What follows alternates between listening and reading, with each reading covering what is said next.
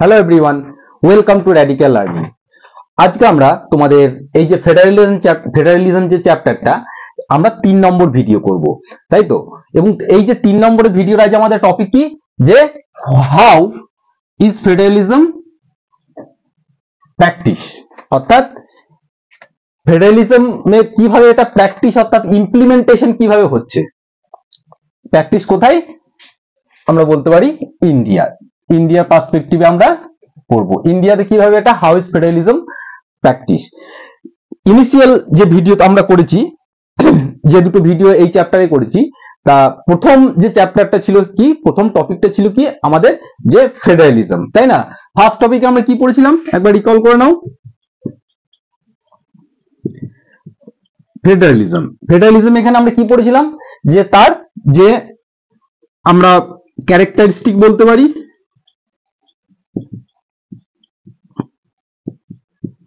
আর তার কি ফিচার্স, তার কি ফিচার্স গুলো আমরা পড়েছিলাম। অর্থাৎ ফেডারেলিজম কি, যেখানে তার কি যে ক্যারেক্টারিস্টিক আমরা পড়েছিলাম কি, যে ফেডারেলিজমে কি থাকবে, মোর দেন 2 লেয়ার অফ কি গভর্নমেন্ট থাকবে, অর্থাৎ দুই স্টেপের গভর্নমেন্ট থাকবে। ইন্ডিয়াতে আমরা কি দেখেছিলাম, যে আমাদের ইন্ডিয়াতে স্টেট আছে, ঠিক আছে, সেন্ট্রাল আছে, তারপরেও আবার কি হয়েছে আমাদের লোকাল গভর্নমেন্ট আছে, তাই তো? এবং তার প্রত্যেকটা গভর্নমেন্টের তাদের যে জুরিসডিকশন সেটাও মানে এক্সপ্লেন করা থাকবে। তার সাথে সাথে কি থাকবে, যে তাদের এরিয়া অফ কন্ট্রোল এবং স্টেট এবং সেন্টারের মধ্যে তাদের নিজস্ব যে কি কি ক্ষমতা সেগুলো সব বর্ণনা করা থাকবে, তাই না? এইগুলো আমরা ফেডারেলিজমের যে ক্যারেক্টারিস্টিক সেগুলো আমরা ফেডারেলিজমের যে ক্যারেক্টারিস্টিক সেখানে আমরা এগুলো কিন্তু আমরা দেখেছিলাম, ঠিক আছে? এবং টাইপস অফ, এর সাথে সাথে ফেডারেলিজমে আমরা কি দেখেছিলাম, যে টাইপস অফ ফেডারেলিজম, ঠিক আছে, যে types of federalism. Types of federalism আমরা কি দেখেছিলাম, যে একটা আমরা দেখলাম যে হোল্ডিং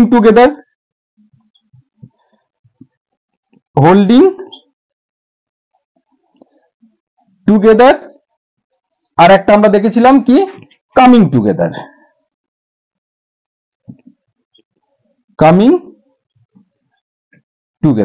অর্থাৎ হোল্ডিং টুগেদারে আমরা কি দেখলাম, যে বিভিন্ন যে ক্ষমতা, সেটা কেন্দ্রের যে ক্ষমতাটা সেটা বিভিন্ন স্টেটের মধ্যে সেটা কি হতো, ডিস্ট্রিবিউটেড করে দেওয়া হলো।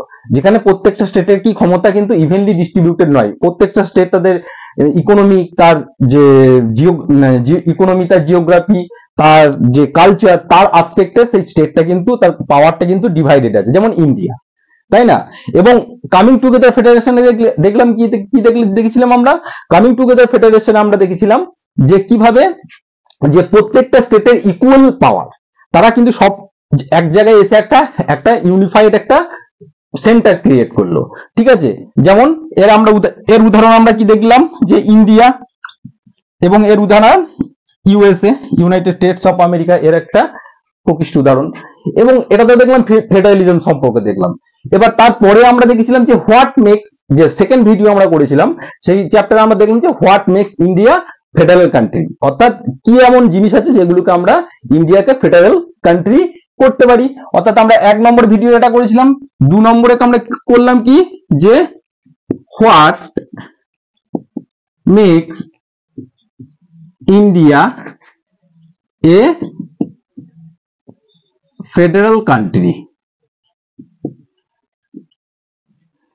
অর্থাৎ ইন্ডিয়ার কি যে অ্যাডমিনিস্ট্রেশন সিস্টেম এবং যে ফেডারেলিজম যে ফিচার, সেগুলো কি ইন্ডিয়ার মধ্যে সেগুলো দেখা যায়? হ্যাঁ, আমরা দেখা যায়, ঠিক আছে? এখানে পাওয়ার কিন্তু বিভিন্নভাবে ডিভাইডেড ছিল, ঠিক আছে? এখানে পাওয়ার আমরা বিভিন্নভাবে ডিভাইড ছিল। আমরা প্রথমে কি দেখেছিলাম, যে ইউনিয়ন লিস্ট দেখেছিলাম। তার সাথে কি দেখলাম, যে স্টেট লিস্ট।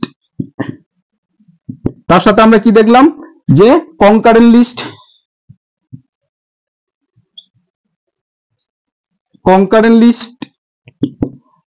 তাই না? আর তার সাথে আরো দেখলাম যে রেসিডুয়ারি লিস্ট,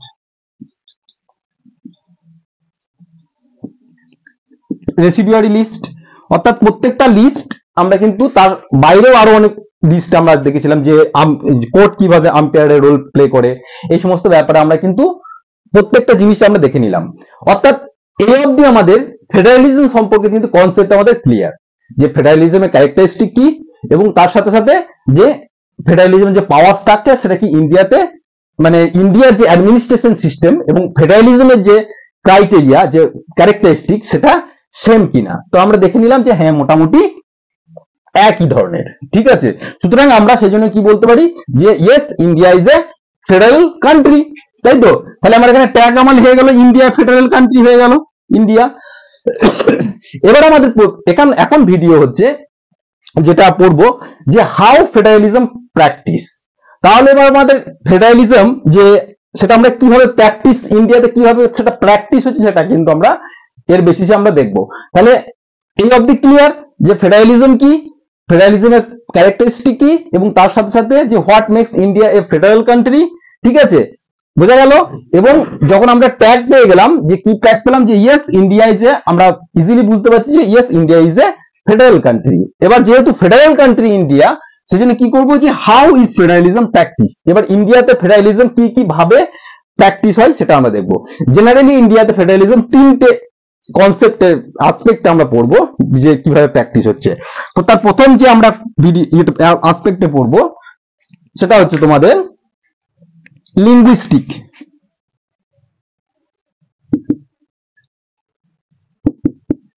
লিঙ্গুইস্টিক স্টেট। সেকেন্ড পড়বো ল্যাঙ্গুয়েজ পলিসি।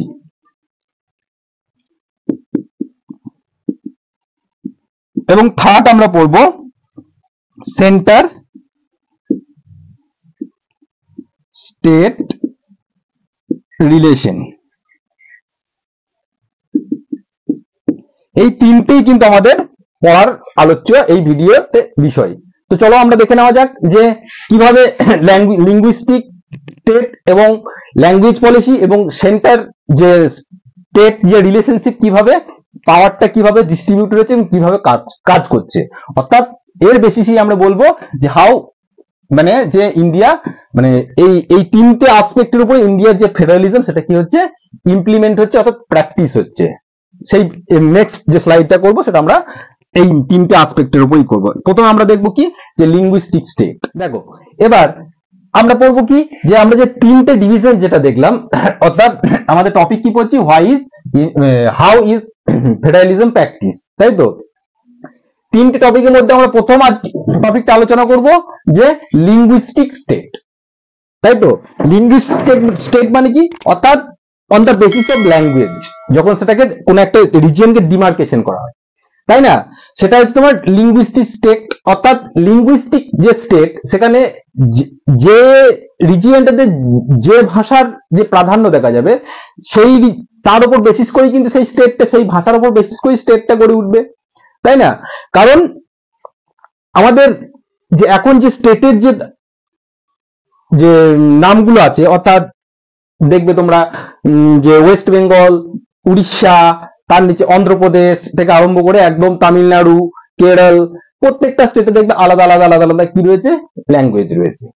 ঠিক আছে, সেই প্রত্যেকটা স্টেটে যেহেতু আলাদা আলাদা ল্যাঙ্গুয়েজ রয়েছে, কিন্তু ব্যাপারটা হচ্ছে এই যে এখন আমরা যেটা দেখছি, এটা কিন্তু ইনিশিয়ালি প্রথমে কিন্তু এই অবস্থায় ছিল না। ঠিক আছে, কারণ আমরা পড়ছি কি যে ফেডারেলিজমটা কিভাবে ইন্ডিয়াতে প্র্যাকটিস করছে, তাই না। কারণ ফেডারেলিজমটা ইন্ডিয়াতে তখনই প্র্যাকটিস করবে কারণ আমাদের কনস্টিটিউশনে যে প্রভিশন আছে, কনস্টিটিউশনে প্রভিশন দেওয়া আছে, ঠিক আছে, কনস্টিটিউশনে মেনশন করা আছে এইভাবে কিভাবে তোমার অ্যাডমিনিস্ট্রেশন সিস্টেম চালাতে হবে। কিন্তু সেটা কখন মানে ইমপ্লিমেন্ট হবে, ইমপ্লিমেন্টটা তখনই সাকসেস হবে যখন কি হবে, ডেমোক্রেটিক যে পলিটিক্স আছে, তখন আমাদের ইন্ডিয়ার যে ডেমোক্রেটিক পলিটিক্স এর মাধ্যমে কিন্তু আমাদের কি হবে, এই ফেডারেলিজমটা প্র্যাকটিস হবে, তাই তো। কনস্টিটিউশনে মেনশন করা আছে ঠিক আছে, কিন্তু সেটা প্র্যাকটিস হবে কিভাবে, ডেমোক্রেটিক পলিটিক্স এর মাধ্যমে। তাহলে দেখো কি বলেছে, the creation of linguistic state, অর্থাৎ লিঙ্গুইস্টিক স্টেটের creation was the first and major test for Democratic politics in our country. অর্থাৎ এটা একটা টেস্ট। কেন টেস্ট এটা, দেখো প্রথমে কি হয় যে বিফোর ইন্ডিপেন্ডেন্স, ইন্ডিপেন্ডেন্সের আগে কি হয়, ইন্ডিপেন্ডেন্সের আগে কি, যখন ইন্ডিপেন্ডেন্স আমরা 1947 সালের যে স্বাধীন 15ই আগস্ট পরে যে আমরা স্বাধীনতা পাই, তার আগে কিন্তু ইন্ডিয়াতে কি ছিল, সেখান থেকে 3টে পার্ট বেরিয়ে গেল, ঠিক আছে, পাকিস্তান চলে গেল, পাকিস্তান ভাগ হয়ে গেল, এদিকে বাংলাদেশ, যেটা এখন বাংলাদেশ, তখন ছিল এটা পূর্ব পাকিস্তান।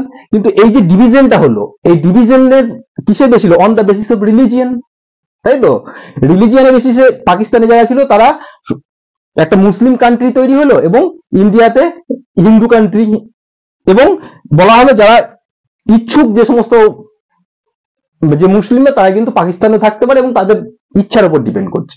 কিন্তু যে পার্টিশনটা যেটা হয়েছিল সেটা on the basis of religion, ঠিক আছে।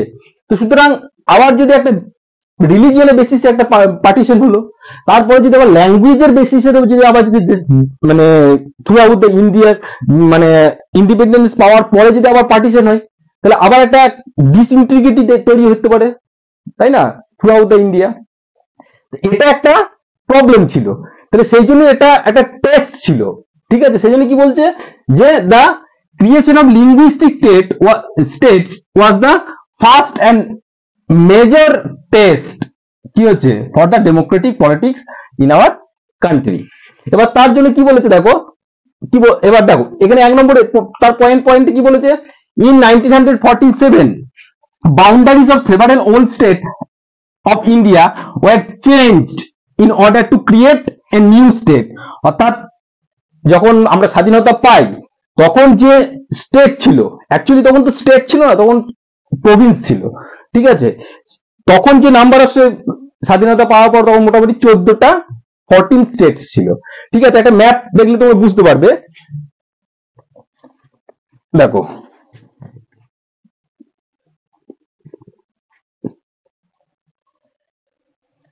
এই যে এখন এটা কি আমাদের, এটা এখন বর্তমানের ম্যাপ, ঠিক আছে। এখানে বিভিন্ন স্টেট দেখো ডিমার্কেশন করা আছে, এটা রাজস্থান, এটা গুজরাট, এটা মধ্যপ্রদেশ, এটা মহারাষ্ট্র। কিন্তু 1947 সময় অর্থাৎ 1947 এর সময় কিন্তু এখানে এরকম পার্টিকুলারলি এর কোনো কি ছিল না, স্টেট এই ডিমার্কেশন ছিল না, ঠিক আছে। এটা আমাদের ওয়েস্ট বেঙ্গল।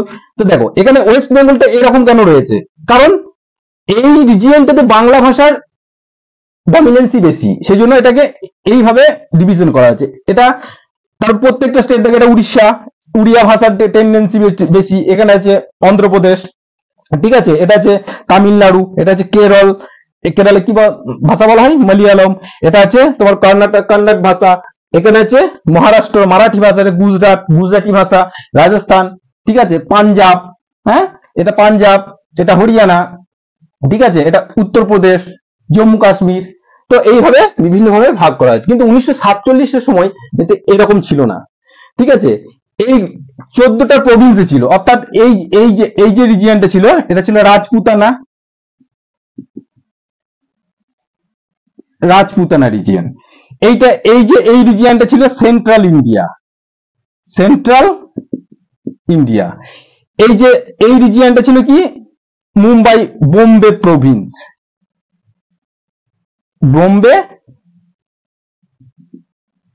প্রভিন্স, ঠিক আছে। এই জায়গাটা ছিল হায়দ্রাবাদ, এই রিজিয়নটা ছিল ম্যাড্রাস প্রভিন্স। এটা ছিল বিহার, এটা ছিল এই গোটা রিজিয়নটা আসাম, এই রিজিয়নটা ছিল আসাম, তাই না। এটা তো বেঙ্গল, এটা ছিল ইউনাইটেড প্রভিন্স যেটা এখন যাকে বলি আমরা ইউপি, এই গোটা রিজিয়নটা নিয়ে। তো এরকম ভাবে 14 স্টেটে কিন্তু এটা ডিভাইড ছিল। তারপর যখন আমরা কি পেলাম, ইন্ডিপেন্ডেন্স পেলাম, তারপর প্রত্যেকটা এই স্টেটটাকে ভেঙে কি হলো, কিন্তু আমাদের এই যে বর্তমান যে এখন সিচুয়েশনটা দেখছো এটা আসলো। বর্তমানে নয়, যেমন ইউপি কে যেমন কি হলো, ইউপি আগে এটা গোটাটা ইউপি ছিল, ইউপি কে ফার্দার এটা আবার কি হয়, এটা ডিভাইড হয় on the basis of geography, ঠিক আছে। এই যে পাহাড়ি অঞ্চল, এই জায়গাটা কি হলো উত্তরাখণ্ড হয়ে গেল, এই নিচেটা এটা চলে গেল ইউপি উত্তরপ্রদেশ, ঠিক আছে। সো এই যে রিজিয়ন গুলো দেখছো এগুলো পরে আবার ডিভাইড হয়েছে, মিজোরাম, নাগাল্যান্ড, তাই না, মণিপুর, ত্রিপুরা, এগুলো পরে কিন্তু আবার ডিভিশন হয়েছে, উড়িষ্যা, বোঝা গেল। তাহলে দেখো এই যে প্রত্যেকটা স্টেটের এই যে বাউন্ডারি দেখছো, এটা on the basis of language, ঠিক আছে, এটাই তোমাদেরকে বোঝানো ম্যাপটার মাধ্যমে। তাহলে বোঝা গেল। দেখো তাহলে সেই জন্য কি বলছে যে in 1947 the boundaries of several old state India were changed in order to create a new state, অর্থাৎ যখন এখানে আফটার ইন্ডিপেন্ডেন্স কতগুলো স্টেট ছিল 14, এখন বর্তমানে ইন্ডিয়াতে কতগুলো আছে 28, তাই না, তার সাথে 9টা মানে ইউনিয়ন টেরিটরি, তাই তো। এবার this was done to ensure that people who spoke in the same language live in the same state। এই যে ডিমার্কেশনটা করা হলো, ঠিক আছে, এই যে এখানে ইন্ডিয়া, সাপোজ এটা ইন্ডিয়া, এই যে এইখানে যে এটা ওয়েস্ট বেঙ্গল, ওয়েস্ট বেঙ্গল ম্যাপটা এরকম কেন করা হলো, ঠিক আছে, বা এরকম করে মহারাষ্ট্রটা এরকম করে, এটা মহারাষ্ট্র, তো এরকম কেন হলো, এখানে কি বলেছে যে দেখো যে দিস ওয়াজ ডান, এটা করা হয়েছিল to ensure that people of who spoke in the same language, অর্থাৎ মহারাষ্ট্রের যে মারাঠি ল্যাঙ্গুয়েজ বলে, বেঙ্গলে যে বেঙ্গলে যে মানে বাংলা ভাষা বলে, সেই জন্য live in the same state, সেই ভাষাতেই সেই স্টেটেই কিন্তু এই যেহেতু এই বাংলা ভাষা ডমিনেন্স বেশি, সেই জন্য ওয়েস্ট বেঙ্গলে করে দেওয়া হলো, এর মারাঠি ভাষার ডমিনেন্সি বেশি, এই জন্য এটা মহারাষ্ট্র করে দেওয়া হলো। তাহলে সুতরাং এই ভাষা এই রিজিয়নের লোকেরা কি হতো, এই ভাষাই বলে, সুতরাং এটা একটা স্টেট করে দেওয়া হলো, তাহলে সেই ভাষার লোকেরা সেই রিজিয়নই রয়ে গেল, এটাকে এনসিওর করলো স্টেট, বুঝা গেল। এবার some state were created not on the basis of language, কিছু স্টেট যেমন শুধু ল্যাঙ্গুয়েজের বেসিসে কিন্তু ক্রিয়েট করা হলো, ডিভাইড করা হলো না on the basis of language, but to recognise the differences, কিসের উপর ডিফারেন্সেস, কালচার, এথনিসিটি, জিওগ্রাফি। যেমন নাগাল্যান্ড, ঠিক আছে, নাগা জাতিদের কি আছে ডমিনেন্সি বেশি আছে, সেই জন্য আলাদা করে নাগাল্যান্ড করে দেওয়া হলো। উত্তরাখণ্ড কি ছিল, অর্থাৎ ইউপির সাথে ছিল, অর্থাৎ ইউপির যে উপরের পোর্শনটা যেহেতু পাহাড়ি অঞ্চল, on the basis of geography সেটাকে আলাদা করে দেওয়া হলো, উত্তরাখণ্ড করে দেওয়া হলো, ঠিক আছে, ইউপি থেকে সেপারেট করা হলো। তারপর আবার ঝাড়খণ্ড আগে বিহারের মধ্যে ছিল, নিচের পোর্শনটাকে কি করে দেওয়া হলো, যেহেতু আদিবাসী রিজিয়ন বেশি রয়েছে, ঠিক আছে, সাঁওতাল থেকে আরম্ভ করে মুন্ডা থেকে আরম্ভ করে আদিবাসী রিজিয়ন বেশি রয়েছে, সেই জন্য ঝাড়খণ্ডটাকে আলাদা স্টেট করে দেওয়া হলো, ঠিক আছে। তাদের মেন কি, এবার তারপর কি বলছে, ইনিশিয়ালি সেন্ট্রাল গভর্নমেন্ট রেজিস্ট্রেড, অর্থাৎ linguistic state for the sometimes, অর্থাৎ প্রাথমিকভাবে এই সেন্ট্রাল গভর্নমেন্ট যে কেন্দ্রের যে সরকার, যে এই যে স্টেট যেটা দেখছো, এটা কিছু সময়ের জন্য এটাকে কি স্থগিত রেখেছিল। কেন প্রথমেই বললাম, কারণ তারা দেখেছিল যে যখন ইন্ডিয়া ফ্রিডম পেল, তার বেসিস কি, কার বেসিসের উপর ভিত্তি করে, যে রিলিজিয়নের উপর বেস করে কি হলো, দুটো মানে নেশন ডিভাইড হয়ে গেল, একটা পাকিস্তান চলে এলো, একটা ইন্ডিয়া চলে এলো। তারপরে আবার কালচারের সেন্ট্রাল নেতারা দেখলো, তারা রিয়েলাইজ করতে বলো, এরপরে যদি আবার on the basis of language state divide করে দিই, তাহলে পরবর্তীকালে আবার তারা দুদিন পরে আবার কি বলতে পারে, তাহলে আমাদের স্টেট থেকে আমাদেরকে একটা দেশ করে দিতে হবে, দেশ করতে হবে, তাই না, অর্থাৎ একটা ডিসেবিলিটি, অর্থাৎ একটা মানে প্রবলেম ক্রিয়েট হতে পারে, তাদের মধ্যে একটা অ্যাজিটেশন তৈরি হতে পারে। সেই ফিয়ারের জন্য কি করলো তারা, এই যে মানে এই যে প্রস্তাবটা যেটা ছিল, সেটা কিন্তু তারা মানে কিছুক্ষণ মানে স্টপ রাখে, কিন্তু এই প্রস্তাবটা এতটাই জোরদার হতে থাকে, এবং এর ফলে কিছু সাউথের যে একটা নেতা লিডার আছে, প্রোটেস্ট করে সে মারাও যায়। সেই জন্য প্রথমেই কিন্তু যে তামিলনাড়ু থেকে কিন্তু অন্ধ্রপ্রদেশকে কিন্তু আলাদা করতে হয়, ঠিক আছে। সেই জন্য প্রথমে কিন্তু এরা কিছুক্ষণ সময়ের জন্য রেজিস্ট করে রেখেছিল। তারপর কি বলছে, বাট দ্য এক্সপিরিয়েন্স হ্যাজ শোন that the formation of linguistic state actually made the country United, তাই না, অর্থাৎ প্রথমে ভয় পাচ্ছিল, তারপরে যখন এটাকে ইমপ্লিমেন্ট করা হলো, যখন ডিভাইড করা হলো on the basis of language, যখন আলাদা স্টেট ডিভাইড করা হলো, কিন্তু এটা কি হলো, এটা দ্য কান্ট্রি মোর ইউনাইটেড করে দিল। অ্যান্ড অ্যাডমিনিস্ট্রেশন ইজিয়ার, এবং সেই অ্যাডমিনিস্ট্রেশন যে সিস্টেম সেটা আরো সহজ হয়ে গেল, তাই না? কারণ যদি একটা রিজিয়নের মধ্যে, যে সাপোজ যে ওয়েস্ট বেঙ্গলের নিচে কি রয়েছে, উড়িষ্যা রয়েছে, এবং ওয়েস্ট বেঙ্গলের উড়িষ্যার মধ্যে যদি আলাদা আলাদা স্টেট না হতো, তাহলে কি হতো? তাহলে যে কোনো রকমের ভাষার ক্ষেত্রে, কোনো রকমের ডকুমেন্টেশনের ক্ষেত্রে প্রবলেম হতো, কারণ নিচের পোর্শনটা সব উড়িয়া বলে, কেউ এসে উপরের পোর্শনটা আমরা কি বলছি, বাংলা বলছি, তাই তো? বিভিন্ন রকম ক্ষেত্রে তাদের মধ্যে প্রবলেমের ক্রিয়েট হতো, আন্ডারস্ট্যান্ডিং হতো না, ঠিক আছে।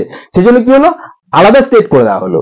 তাহলে এই আলাদা স্টেট করার ফলে যেটা সেন্ট্রাল গভর্নমেন্ট যেটা যে সম্পর্কে তাদের সন্দেহ ছিল, কিন্তু অ্যাকচুয়ালি কি হলো, অ্যাকচুয়ালি এটা বেনিফিট, অর্থাৎ বেনিফিটেড প্রুভ হলো, যেখানে প্রত্যেকটা কান্ট্রি এটা থেকে মোর ইউনাইটেড হলো, ঠিক আছে, এবং অ্যাডমিনিস্ট্রেশন সিস্টেমও কিন্তু আরো ইজি হয়ে গেল।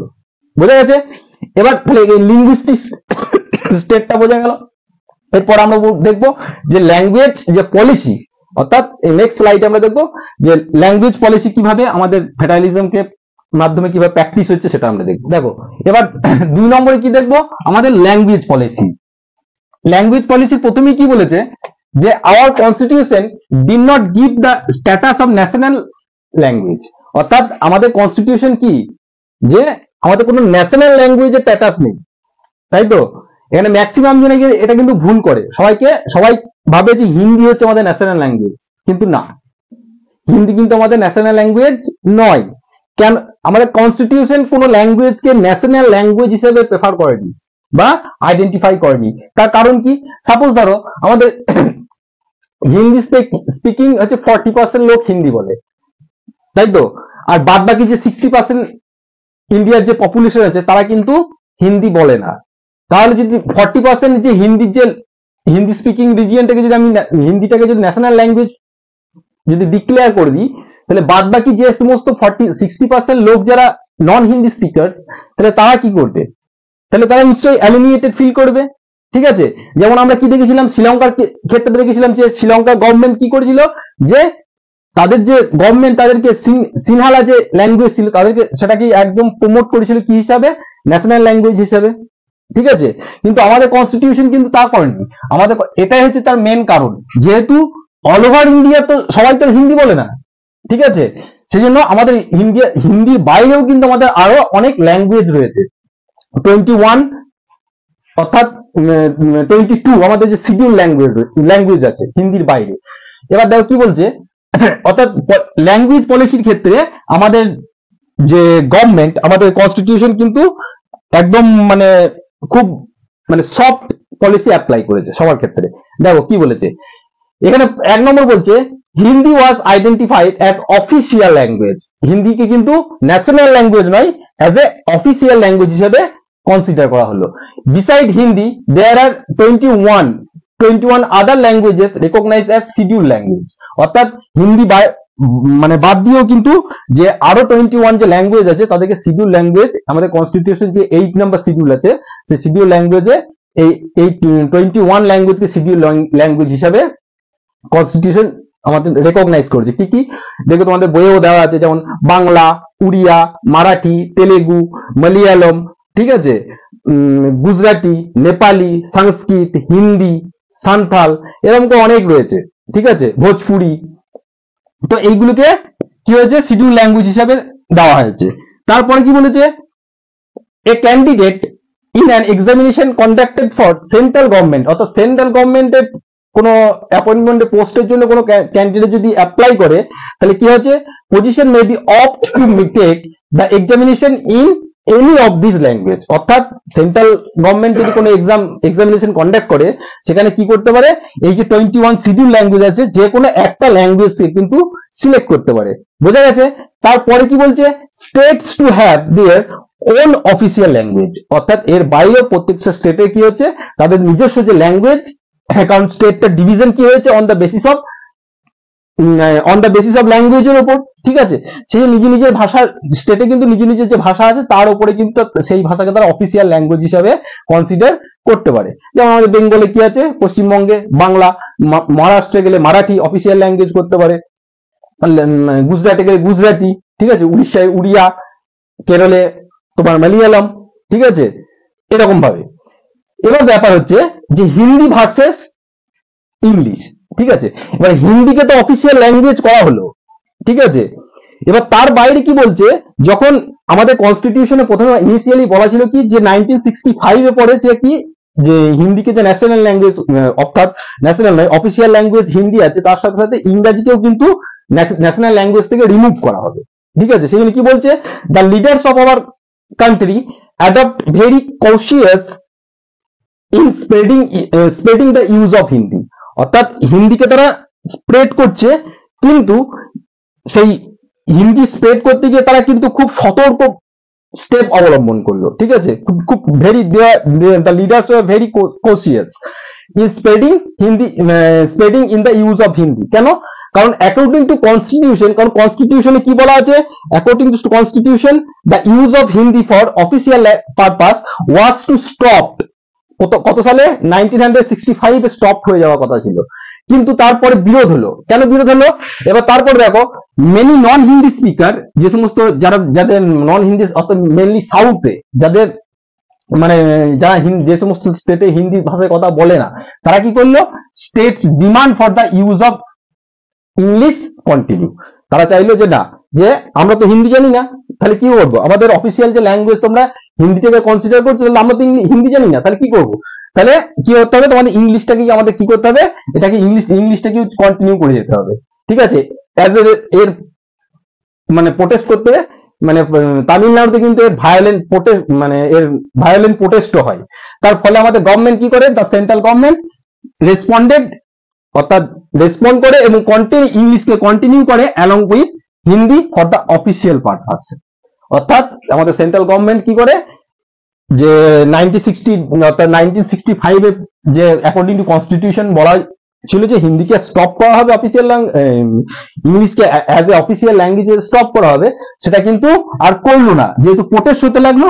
এবং তারপরে কি সেন্ট্রাল গভর্নমেন্ট ইংলিশের সাথে সাথে হিন্দির সাথে সাথেও ইংলিশকেও as a parallelly official language হিসেবে চালিয়ে গেল। এবার দেখো, অ্যাকোমোডেটিভ প্রমোশন অফ হিন্দি, অর্থাৎ হিন্দির প্রমোশন হলো কিভাবে, অ্যাকোমোডেটিভ ওয়াইজ প্রমোশন হলো। হিন্দিকে যেহেতু অফিসিয়াল ল্যাঙ্গুয়েজ হলো, হিন্দির প্রমোশন হতে লাগলো। প্রমোশন মানে কি একদম পদোন্নতি নয়, মানে স্প্রেড করতে লাগলো অল ওভার ইন্ডিয়া, মানে হিন্দি পপুলারিটি বাড়াতে লাগলো সেন্ট্রাল গভর্নমেন্ট। এবার কিভাবে, এবার এখানে কি বলেছে, অ্যাকোমোডেটিভ ভাবে, ঠিক আছে, একদম তোমার উপর হিন্দিকে স্প্রেড করা হলো, কিন্তু সেটাকে তোমার প্রতি ইম্পোজ করা হলো না, ঠিক আছে। চুজ করতে হবে, কিন্তু ইম্পোজ নয়। যেমন আমরা ইনিশিয়ালি প্রথমে কি বললাম, যে শ্রীলঙ্কান গভর্নমেন্ট কি করেছিল, যে তাদের যে পলিসিটাই ছিল কি মেজরিটেরিয়ানিজম, অর্থাৎ যে মেজরিটির দিকে, এবং সেখানে আরো যে তামিল স্পিকার ছিল, তামিল ল্যাঙ্গুয়েজ ছিল, সেকে তাকে নেগলেক্ট করে সিনহালাকে কি করেছিল, অ্যাজ এ অফিসিয়াল ল্যাঙ্গুয়েজ হিসেবে ডিক্লেয়ার করেছিল। তার ফলে রেস্ট অফ দ্য পিপল তারা কি দে ফিল অ্যালিনিয়েটেড। কিন্তু এখানে কিন্তু তা হলো না, কিন্তু এখানে হিন্দিকে প্রমোশন তো দিচ্ছে, প্রমোশন করছে, কিন্তু ইম্পোজিশন হবে না, মানে জোর করে চাপিয়ে দেওয়া হচ্ছে না। কি বলছে, promotion of Hindi continue to be official policy of the government, অর্থাৎ গভর্নমেন্টের সেন্ট্রাল গভর্নমেন্ট, অফিসিয়াল গভর্নমেন্ট নয়, যে সেন্ট্রাল গভর্নমেন্টের যে পলিসি, সেটা ছিল কি, যে হিন্দিকে কি করতে হবে, হিন্দিকে প্রমোট করতে হবে, এটা তাদের অফিসিয়াল পলিসি ছিল, ঠিক। কিন্তু এই যে প্রমোশনটা ছিল, এই promotion does not mean that the central government can impose, কারোর উপর চাপিয়ে দেয়নি, ঠিক আছে, impose Hindi on state where people speak a different language, অর্থাৎ যেখানে যে সমস্ত স্টেটে অন্যান্য ভাষায় কথা বলা হয়, নর্থ ইস্ট স্টেটে বাদ দিয়ে অন্যান্য ভাষা যেখানে কথা বলা হয়, সেই স্টেটে জায়গায় ছাড়া কিন্তু আদার্স যে সমস্ত ইস্টার্ন রিজিয়ন, নর্থ ইস্ট, তারপর সাউদার্ন রিজিয়নে কিন্তু হিন্দিকে তাদের উপর ইম্পোজ করা হলো, অর্থাৎ চাপিয়ে দেওয়া হলো না। বুঝা গেল? তাহলে আমাদের যে ল্যাঙ্গুয়েজ পলিসি ক্ষেত্রে আমরা দেখতে পেলাম কি, যে আমাদের গভর্নমেন্ট একটা ঠিক আছে সফট পলিসি কিন্তু অ্যাপ্লাই করেছিল, ঠিক আছে, স্প্রেডিং ল্যাঙ্গুয়েজের জন্য। বোঝা গেল ল্যাঙ্গুয়েজ পলিসিটা কি, আমাদের মানে ফেডারালিজম প্র্যাকটিসাইজ ইন ইন্ডিয়ার মাধ্যমে। এবার লাস্ট যে আমাদের যে স্লাইড, সেটা আমরা করব স্টেট এবং যে সেন্টার এবং যে স্টেট এবং তার রিলেশনশিপ সম্পর্কে। এবার আমরা 3 নম্বর যেটা আছে সেটা নিয়ে আলোচনা করব, কি স্টেট সেন্টার, অর্থাৎ সেন্টার স্টেট রিলেশনশিপ। এর আগে আমরা কি দেখলাম, যে ল্যাঙ্গুয়েজ দেখলাম, ঠিক আছে, এবং লিঙ্গুইস্টিক স্টেট এবং ল্যাঙ্গুয়েজ পলিসি দেখলাম। এবার আমরা লাস্ট, অর্থাৎ এই ভিডিওটা, এই স্লাইডের মাধ্যমেই কিন্তু ভিডিওটা শেষ হবে, এবং এটা হচ্ছে যে সেন্টার অর্থাৎ স্টেট রিলেশনশিপ, অর্থাৎ কেন্দ্র এবং রাজ্যের মধ্যে সম্পর্ক। এবং এই কেন্দ্র এবং রাজ্যের মধ্যে সম্পর্কটা তখনই, অর্থাৎ তখনই আমরা কি বলতে পারি যে কেন্দ্র রাজ্যের সম্পর্কটা তখনই সাকসেসফুল হবে যখন যে সেন্টারের যে রুলিং পার্টি এবং তাদের যে লিডার, অর্থাৎ তাদের অ্যাপ্রোচটা কি হবে, সঠিক হবে। ঠিক আছে, অর্থাৎ যে আমাদের এই যে ফেডারেলিজমের যে সিস্টেমটা দেখছি, এর মেন প্রিন্সিপাল কি? মেন প্রিন্সিপাল হচ্ছে পাওয়ার শেয়ারিং। এই পাওয়ার শেয়ারিংটা তখনই সাকসেসফুল হবে যখন সেন্ট্রাল, অর্থাৎ কেন্দ্রে যে সরকার থাকবে এবং সেই সরকার এবং তাদের যে লিডার, তাদের যে কি আছে, মানে তাদের যে মানে ইচ্ছাটা, সেটা কিন্তু যখন প্রাধান্য পাবে না, তাদের ইচ্ছাটার উপরেই নির্ভর করছে, তাদের বিহেভিয়ারের উপরেই কিন্তু আমাদের এই পাওয়ার শেয়ারিংটা কিন্তু ডিপেন্ড করছে। সেন কি বলেছে, power sharing depends on the ruling parties and the leaders. অর্থাৎ এখন হামেশাই দেখবে যে টিভি খুললেই একটা সবসময় যে এই কেন্দ্র সরকার কি করছে না, রাজ্য সরকারকে হেল্প করছে না, ঠিক আছে, এরকম একটা মানে অভিযোগ সবসময় লেগেই থাকে। তো এটা সম্পূর্ণ কি বললাম, যে আমাদের কনস্টিটিউশন কি করছে, আমাদের কনস্টিটিউশন যে পাওয়ার শেয়ারিং যে প্রভিশন, অর্থাৎ যে সেটাকে আমাদের প্রভিশন কনস্টিটিউশন দিয়েছে, কিন্তু কনস্টিটিউশন যদি আমাদের নিজে নিজে অ্যাপ্লাই হতে পারে না, তাকে ইমপ্লিমেন্ট করার জন্য কি লাগবে, তাকে ইমপ্লিমেন্ট করার জন্য একটা ডেমোক্রেটিক গভর্নমেন্ট লাগবে, এবং সেন্টারে যে ডেমোক্রেটিক গভর্নমেন্ট থাকবে, সেটা সেই ডেমোক্রেসি তখনই সাকসেসফুল, হেলদি ডেমোক্রেসি তখনই হবে যখন সেন্টারের গভর্নমেন্টে যখন সদিচ্ছা থাকবে এবং তাদের লিডারের সদিচ্ছা থাকবে। সেই জন্য কি বলেছে, এই সমগ্র যে জিনিসটা সেন্টার অর্থাৎ স্টেটের রিলেশনশিপ, এটা আমাদের বুঝতে গেলে দুটো কনসেপ্টের মাধ্যমে আমাদের বুঝতে হবে।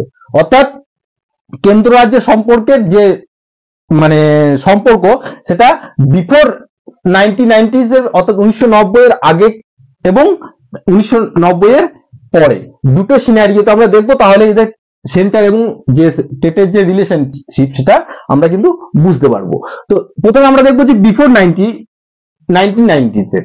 দেখো এখানে কি বলছে, the same party rule both at the center and in the most of the state। অর্থাৎ এখানে কি করছে, সেন্টার এবং স্টেটে কি করছে বিফোর 1990s, অর্থাৎ যেমন কংগ্রেসে যদি ধরে নিই, অর্থাৎ কংগ্রেসে ধরলে কি হবে, যে 1952 1952 পর যে জেনারেল ইলেকশন হয়েছিল, তখন কিন্তু মানে অল ওভার দ্য ইন্ডিয়া সব জায়গাতেই কিন্তু কংগ্রেস ছিল।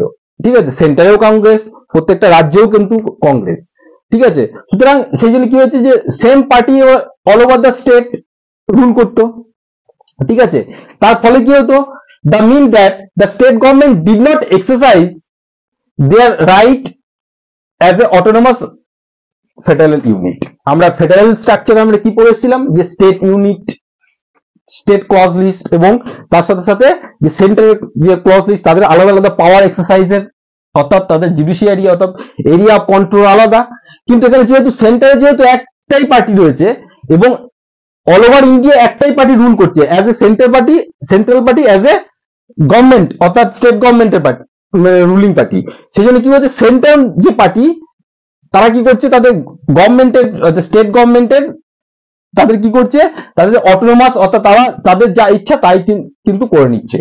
কারণ কি, কারণ সেন্টারের গভর্নমেন্ট, স্টেটের গভর্নমেন্ট, অর্থাৎ সেই জন্য কি হচ্ছে, সেন্টারের কথা শুনতে বাধ্য স্টেটকে। তারপরে কি, the central government would often misuse the constitution to dismiss the state government that were controlled by the rival parties। অর্থাৎ সেন্টারে যেহেতু কি রয়েছে, অল ওভার দ্য ইন্ডিয়া কি বললাম, অ্যাজ এ এক্সাম্পল জন্য সব কংগ্রেস কংগ্রেস কংগ্রেস। ঠিক আছে, কিন্তু তারপরে কোনো একটা স্টেটে যখন কি হলো, কোনো একটা অন্য একটা পার্টি, ঠিক আছে, অর্থাৎ অন্য একটা পার্টি যখন মানে পাওয়ারে এলো, তখন কিন্তু যে সেন্টারের পার্টি কিন্তু তারা সেটাকে কিন্তু তাদেরকে সহ্য করতে পারছে না, টলারেট করতে পারছে না, তাদেরকে কি করছে, তাদেরকে সাপ্রেস করার বিভিন্ন রকমের যে কনস্টিটিউশনাল যে মানে প্রভিশনস আছে, সেইগুলো দেখিয়ে তাদেরকে কিন্তু ডিসব্যান্ড করার চেষ্টা করছে। অর্থাৎ তাদের যে অটোনমি ছিল, সেটা কিন্তু রাইভেলারি পার্টি আসার ফলে তাদের উপর কিন্তু সেটা বেশি ইমপ্লিমেন্ট হচ্ছে।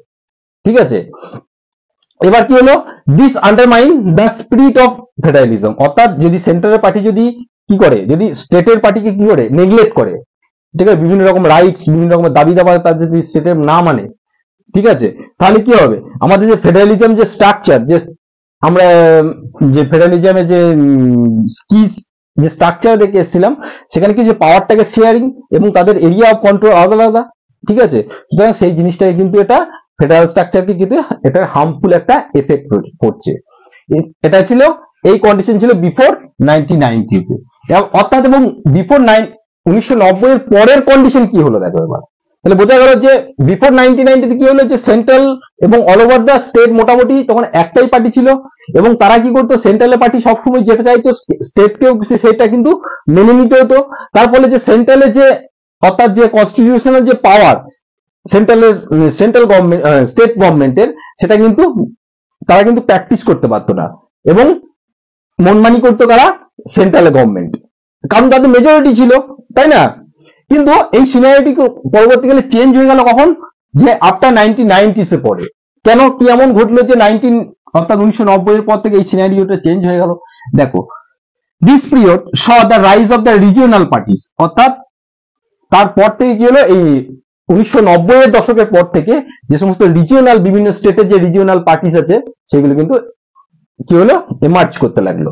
যেমন ওয়েস্ট বেঙ্গলের টিএমসি, তৃণমূল কংগ্রেস, তারপর তুমি ধরে নাও যে তোমার সিপিএম মার্ক্সবাদ, ঠিক আছে, তারপর সাউথে যে সমস্ত পার্টিগুলো আছে এডিএআইকে, ঠিক আছে, তারপর নর্থে যে সমস্ত পার্টি আছে সাপা, এসপি, ঠিক আছে, বিএসপি বহুজন সমাজ পার্টি, ঝাড়খণ্ডে আছে বিভিন্ন রকম পার্টি, উত্তরপ্রদেশ, তারপর তোমার বিহারে রয়েছে, ঠিক আছে, লোক জনশক্তি পার্টি, জনতা দল ইউনাইটেড। তো এরকম বিভিন্ন রিজিওনাল পার্টি প্রত্যেকটা স্টেটে কিন্তু কি হলো, দে কেম আপ, তারা উঠলো, এবং কি হলো, in many state of the country বিভিন্ন রিজিওনাল পার্টি চলে এলো, ঠিক আছে। এবার তারপরে কি হয়, this was the beginning of the এরা of coalition government at the centre, অর্থাৎ কোয়ালিশন গভর্নমেন্ট মানে কি, অর্থাৎ গঠবন্ধন সরকার। গঠবন্ধন সরকার মানে কি, দেখো, যেমন যে আমাদের লোকসভা যদি এখন আমাদের লোকসভাতে কতগুলো সিট আছে, আমাদের এখন প্রেজেন্ট পার্সপেক্টে 543, অর্থাৎ গভর্নমেন্ট করতে গেলে কতগুলো লাগবে, 271 প্লাস। দেখা গেল যে মেজর যে পার্টি রয়েছে, তো মেজর পার্টিগুলো হচ্ছে, সে হয়তো দেখা গেল যে 150টা সিট নিয়ে এলো, 150টা সিট নিয়ে এলো, কিন্তু আবার চাই কত, 271। তখন অন্যান্য স্টেটে যে সমস্ত গভর্নমেন্টের যে পার্টিগুলো রয়েছে, তাদের কাছ থেকে যে তারা যে সিট পেয়েছে, তাদের কাছ থেকে কি হলো, সিটটাকে অ্যাড হলো, অ্যাড করে করে করে কততে পৌঁছালো, 271 প্লাসে পৌঁছালো, দিয়ে তারা কি করলো, সরকার ফর্ম করলো। তার ফলে কি হলো, এই কোয়ালিশন গভর্নমেন্ট মানে হচ্ছে একটা চেয়ার যেমন চারটে কি থাকে, পায়া থাকে, সেই চারটে পায়ার মাধ্যমে কি হচ্ছে, গভর্নমেন্টটাকে ধরে রয়েছে, ঠিক আছে, মানে অর্থাৎ যখন সেন্ট্রাল যে মেজর যে পার্টি, সে পার্টি যখন সরকার যখন পার্টি হচ্ছে unable to achieve the majority, তখন কি করছে, তখন তারা স্টেট গভর্নমেন্টের যে সমস্ত স্টেটের যে রিজিওনাল পার্টিগুলো আছে, তাদের সাহায্য নিয়ে কিন্তু কোয়ালিশন গভর্নমেন্ট তৈরি করছে। বোঝা গেল, এটাই হচ্ছে কোয়ালিশন গভর্নমেন্ট। এবার কি হয়, since no single party got a clear majority for the Lok Sabha, ঠিক আছে, তারপর থেকে কিন্তু লোকসভাতে কোনো ক্লিয়ার মেজরিটি পায়নি, the major national parties had to enter into a alliance, অর্থাৎ গঠবন্ধনের মধ্যে এলো উইথ মেনি পার্টিস, অন্যান্য অনেক পার্টির সাথে অ্যালায়েন্স করলো, ঠিক আছে, including the several regional parties form the government of the centre, অর্থাৎ সেন্টারে গভর্নমেন্ট ফর্ম করার জন্য কি করলো, যে রিজিওনাল পার্টিগুলোর সাথে এসে মিলে কিন্তু তারা কিন্তু সেন্ট্রালে গভর্নমেন্ট ফর্ম করলো। কারণ কি, তারা ইন্ডিভিজুয়ালি তারা কিন্তু কি পায়নি, মেজরিটি পায়নি, 271 প্লাস পায়নি। তারপর থেকে কি হলো, সেই জন্য তাদের গভর্নমেন্ট করার জন্য বিভিন্ন স্টেট গভর্নমেন্টের যে সমস্ত রিজিওনাল পার্টি আছে, তাদের হেল্প নিয়ে তারা কিন্তু সরকারটাকে কি করলো, গভর্নমেন্ট করলো, অর্থাৎ ফর্ম করলো। দেখো, এখানে কিন্তু যে মেন পার্থক্য, অর্থাৎ এর আগে কি হচ্ছিল, যখন অল ওভার দ্য ইন্ডিয়া যখন মেজরিটি পাচ্ছিল, তখন কি করছিল, তারা স্টেট গভর্নমেন্টকে নেগলেক্ট করছিল, তাই না। কিন্তু এখানে কিন্তু স্টেট গভর্নমেন্ট কি নেগলেক্ট করতে পারবে, কিন্তু এখানে কিন্তু স্টেট গভর্নমেন্টকে নেগলেক্ট করতে পারবে না। কেন? যদি এখানে নেগলেক্ট করে তাহলে এখানে কি হবে, এর যে হেল্প সমর্থন ছিল এখান থেকে সে কি করবে, উইথড্র করে নেবে। উইথড্র করে নিলে কি হবে, সেন্ট্রাল লেভেল যে গভর্নমেন্ট আছে তারা কিন্তু সেটা কিন্তু পড়ে যাবে। ঠিক আছে, সেই জন্য this led to a new culture, এই একটা নতুন একটা কালচার স্টার্ট হলো অফ পাওয়ার শেয়ারিং। এই পাওয়ার শেয়ারিং এর একটা নতুন কালচার কি, দ্যাট ইজ কোয়ালিশন গভর্নমেন্ট। ঠিক আছে, যে নতুন কালচার কি হলো, যে পাওয়ার শেয়ারিং এর একটা হচ্ছে যে কোয়ালিশন গভর্নমেন্টের একটা কালচার একটা ক্রিয়েট হলো। এন্ড রেসপেক্ট, তার সাথে কি হলো, যে সেন্ট্রাল গভর্নমেন্ট কি হলো, রেসপেক্ট দিল for all the autonomy of the state government. কারণ আমাদের স্টেট গভর্নমেন্টের যে অটোনমি, তার যে নিজস্ব শাসন ব্যবস্থা আছে, তার উপর কিন্তু আর যে সেন্ট্রালের যে গভর্নমেন্ট সে কিন্তু আর ইন্টারফিয়ার করতে পারলো না। তাহলে সুতরাং স্টেট এবং কি হলো, যে সেন্ট্রালের মধ্যে একটা সম্পর্ক, একটা মধুর সম্পর্ক হলো, তাই না? কিন্তু ব্যাপার হচ্ছে এরও কিছু কিছু ডিমেরিটস রয়েছে, তাই না?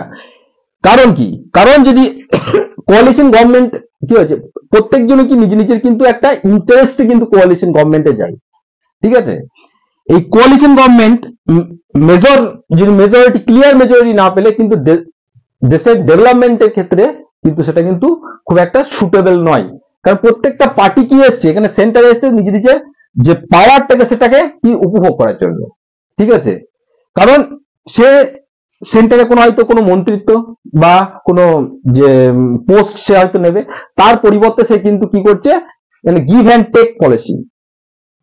ঠিক আছে, তারপর থেকে দেখবে যতগুলো সব সেন্ট্রাল গভর্নমেন্টের, যে উদাহরণ হিসেবে দেখে নেবে তোমরা, যে যতগুলো রেল মিনিস্ট্রি ছিল, ঠিক আছে, ভারত সরকারের যে মিনিস্ট্রি অফ রেলওয়ে, প্রত্যেকটা কোয়ালিশন গভর্নমেন্টের কি কিন্তু প্রত্যেকটা গভর্নমেন্টই কিন্তু railway ministry, coalition government of the স্টেটের গভর্নমেন্টকে প্রত্যেকটা লোককে কিন্তু সেই গভর্নমেন্ট কিন্তু সেই পোস্ট কিন্তু দিতে হয়েছে। কিন্তু এই যেখানে বলা হচ্ছে যে সিন্স নন সিঙ্গেল পার্টি এর পর থেকে আসেনি, কিন্তু 2014 সালের পর থেকে, লোকসভার পর থেকে কি আসছে, বিজেপি এসছে। বিজেপি কিন্তু ক্লিয়ার মেজরিটিতে এসছে। ঠিক আছে, এই বিজেপি কিন্তু যেহেতু ক্লিয়ার মেজরিটিতে এসছে, সেই জন্য এখন কিন্তু সে তাদের কাছে একটা টেন্ডেন্সি থাকে যে তারা তাদের পাওয়ারটাকে কিন্তু মিসইউজ করবে। ঠিক আছে, টেন্ডেন্সি মানে করবে তা নয়, কারণ কি, কারণ সেন্ট্রালে তাদের সরকার পড়ে যাওয়ার কোনো সমস্যা মানে কোনো সুযোগ নেই, কারণ তাদের ক্লিয়ার মেজরিটি রয়েছে, তাদের অন্যান্য রিজিওনাল পার্টিদের সাপোর্ট তাদের দরকার নেই। বুঝে গেছে? তো সুতরাং এই যে স্লাইডটা আমরা পড়লাম, এর মাধ্যমে কিন্তু আমরা ভিডিওটা শেষ করব। এখানে কি দেখলাম, যে সেন্টার এবং স্টেটের মধ্যে রিলেশনশিপ, এবং সেন্টার এবং স্টেটের মধ্যে রিলেশনশিপটা তখনই আমরা কি বললাম, যে সাকসেসফুল হবে, সেটা হেলদি ডেমোক্রেসি তখনই হবে, পাওয়ার শেয়ারিংটা তখনই হবে যখন সেন্টারের যে গভর্নমেন্ট আছে সে কি করবে, এবং তাদের যে লিডাররা, তাদের যে রুলিং পার্টি আছে তাদের অর্থাৎ সদিচ্ছার উপর নির্ভর করছে। ঠিক আছে, তারা তাদের সমস্ত মানে ইচ্ছাগুলো যেন স্টেট গভর্নমেন্টের উপর চাপিয়ে না দেয়। কারণ স্টেট গভর্নমেন্টের একটা আলাদা কি আছে, তার জুরিসডিকশন আছে, এরিয়া অফ কন্ট্রোল আলাদা, সেন্ট্রাল গভর্নমেন্ট জুরিসডিকশন আলাদা। এটাই তো তোমার ফেডারেল গভর্নমেন্টের একটা কি ফিচার্স। ঠিক আছে, পাওয়ারটাকে শেয়ার করে, বিভিন্ন স্তরের মধ্যে পাওয়ারটাকে শেয়ার করে দিয়ে, এবং প্রত্যেকটা স্তরের কি আছে, মানে লেভেলের তাদের মানে ক্রাইটেরিয়া বলা আছে, জুরিসডিকশন বলা আছে। বোঝা গেল? তো সুতরাং আমরা এই ভিডিওর মধ্যে যে এটা বুঝতে পারলাম যে কিভাবে ইন্ডিয়াতে যে ফেডারালিজম, যে আমাদের যে কনসেপ্টটা ফেডারালিজম, এটা কিন্তু আমাদের ইন্ডিয়াতে থ্রু আউট ইন্ডিয়া কিভাবে প্র্যাকটিস হচ্ছে, তিনটে কনসেপ্টের দিকটা আমরা বুঝতে পারলাম। প্রথম হচ্ছে তোমার মানে লিঙ্গুইস্টিক স্টেট, ঠিক আছে, অর্থাৎ ভাষা ভিত্তিক যে স্টেট গুলো আমাদের ডিভিশন হয়েছে তার বেসিসে। তারপরে আমরা দেখলাম কি, যে ল্যাঙ্গুয়েজ পলিসিকে আমরা কি দেখলাম, হিন্দিকে প্রমোট করা হচ্ছে, কিন্তু তাতে অ্যাকোমোডেশন ভাবে করা হচ্ছে, তাকে ইম্পোজিশন, তাকে জোর করে দেওয়া হচ্ছে না। এবং তারপরে আমরা দেখলাম কি, যে সেন্টার স্টেট রিলেশনশিপ দেখার জন্য আমরা কি বললাম, বিফোর 1990s এর যে এরা এবং আফটার 1990s এরা সম্পর্কে আমরা যে দেখলাম, এর সাথে সাথে আমরা বুঝতে পারলাম যে কোয়ালিশন গভর্নমেন্ট কি। ঠিক আছে, সুতরাং এরপরে আমরা যে ভিডিওটা করব সেটা হচ্ছে তোমার ডিসেন্ট্রালাইজেশন অফ পাওয়ারের decentralisation. Still there, stay connected. Thank you for watching.